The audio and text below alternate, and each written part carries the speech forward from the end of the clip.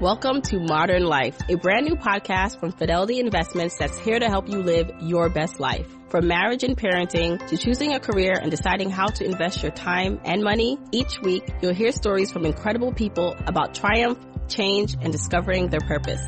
Search Modern Life wherever you find your podcast and hit follow or subscribe for new episodes. Fidelity Brokerage Services, LLC, member NYSE, SIPC, 900 Salem Street, Smithfield, Rhode Island, 02917.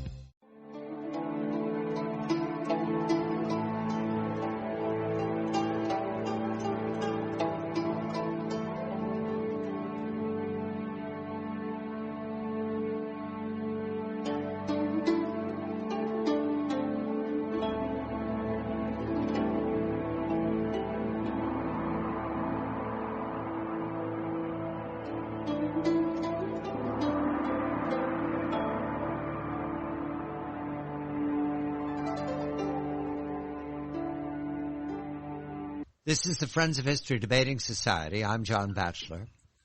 The book is The Spy Who Changed History.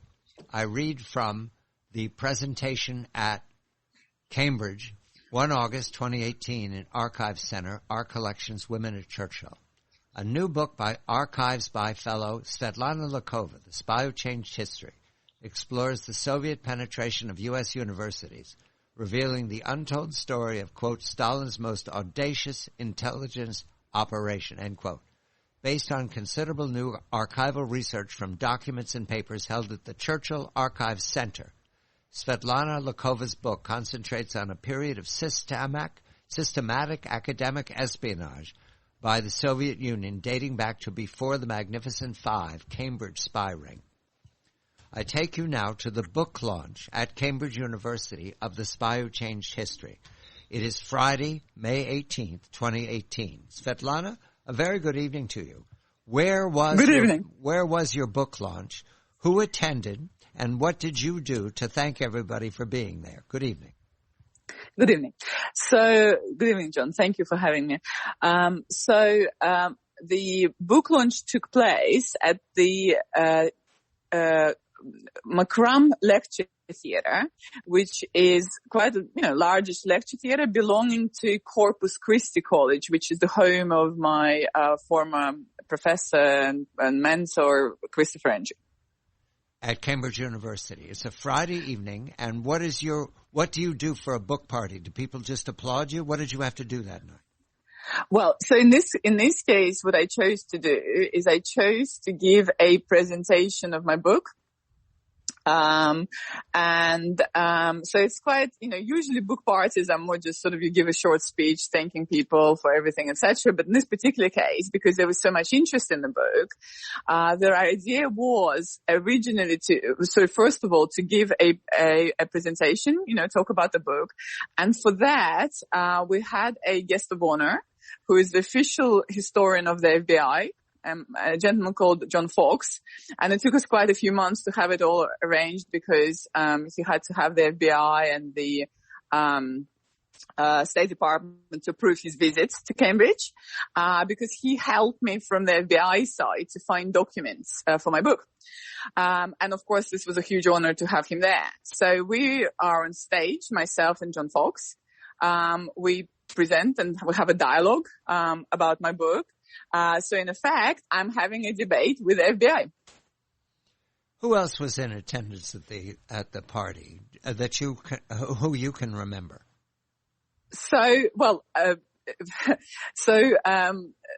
Ordinarily, of course, the book launch is attended by, friends, or if it's at the university, also by students and professors. And I had all of that. So I had friends, I had family, I had students, and I have professors, which is the normal bit of the book launch attendance. However, also in the audience, there were a bunch of spies. Some were the British ones, and some were the American ones, including the ones from the CIA.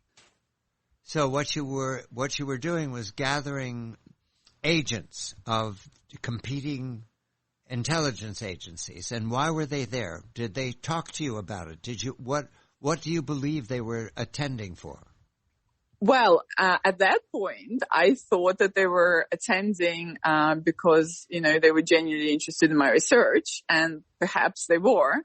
But at the same time, it's clear that because the unfortunate circumstances is that around the same time, and we talked about this at your last show, just very shortly before that, the news came out that Stefan Halper was a government informer.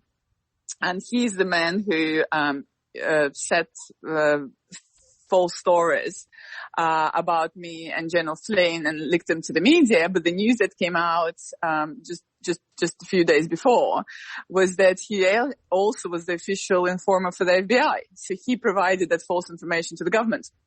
And so it looks like a lot of people who gathered there, although they used my book launch as an excuse to be there, but actually they were trying to sort of gain my confidence and try to perhaps do damage limitation.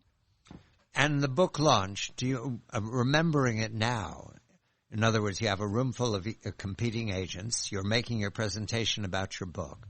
What do you remember most about those days?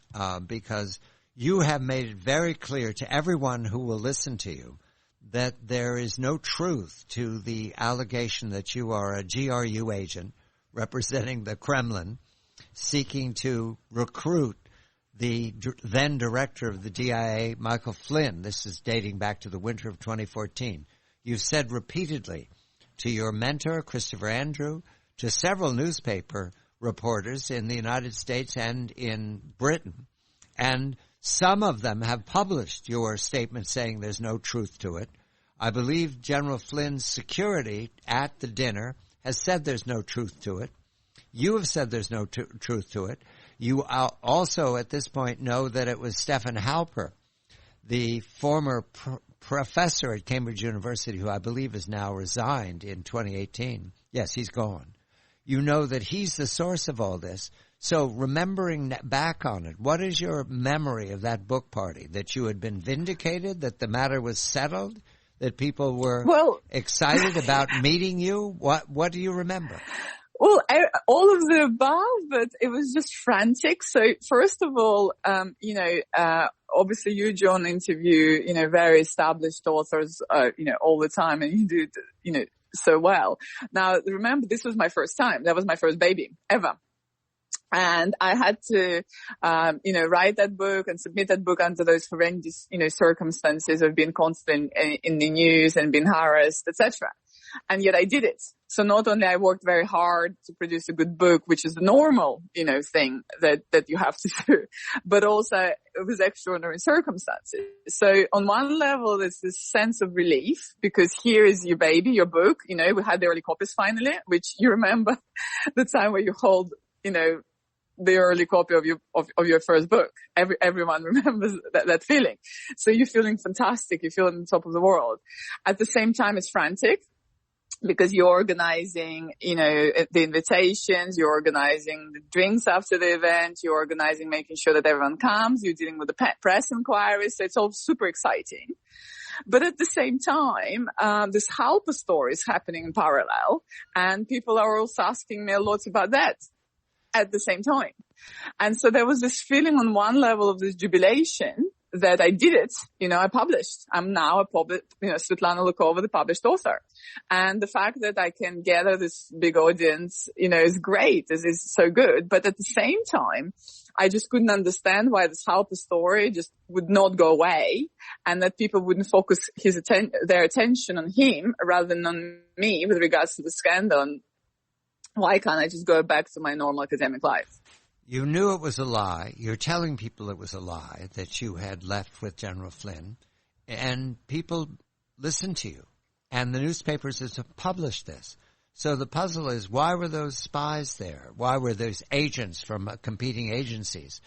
Given the facts of the matter, that's a puzzle to everyone now, years later. The facts that you've stated of the dinner of 2014, no one has refuted. No one. Not then, not now. And the night of the 18th of May in Cambridge University, no one is there to refute it. Is that correct? No one is saying, well, you're lying, Svetlana. No, nobody's saying that. But at the same time, as you say, it remains a puzzle because it seems like they never told me, that,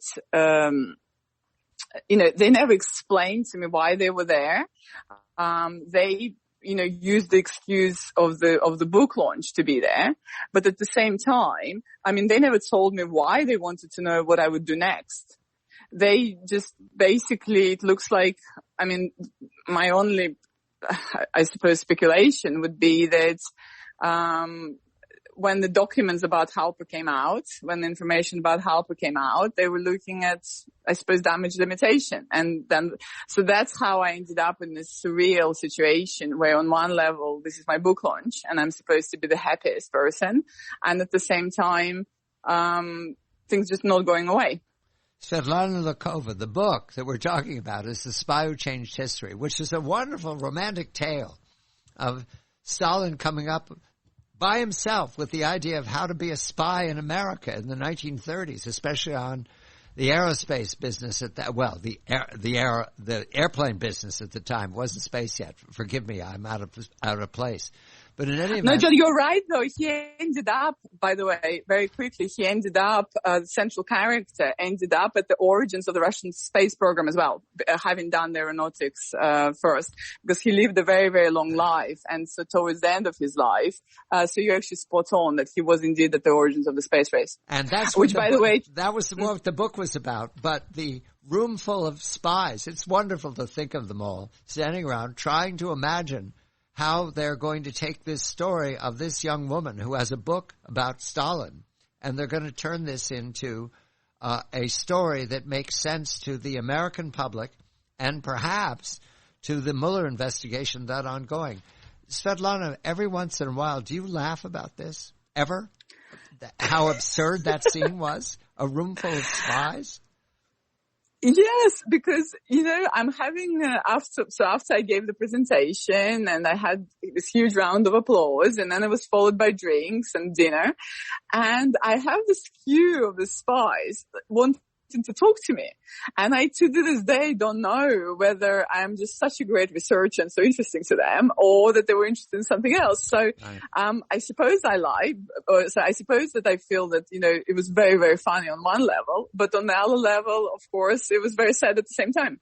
We will tell the story next time of the defense of Stefan Halper, a man who has falsified everything about Svetlana's conduct at Cambridge University. We will tell the defense of Stefan Halper because that begins within weeks of Svetlana's book party. The Spy Who Changed History is the book. Svetlana Lakova is the author. This is Friends of History Debating Society. I'm John Batchelor.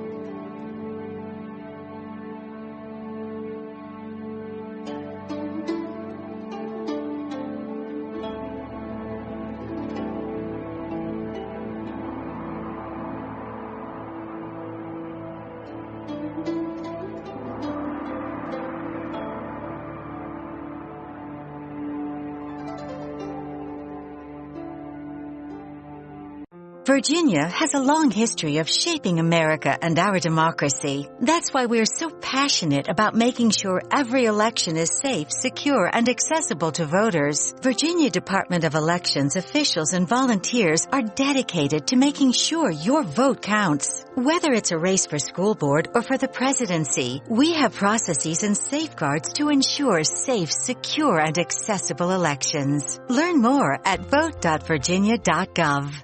Zenni's Blocks lenses help to protect the eyes by keeping harmful blue light out. Because they're virtually clear, add blocks to any Zenni frame for stylish, all-day protection. Get a complete pair of prescription or non-prescription Blocks glasses starting at just $24. Protect your eyes now at Zenni.com.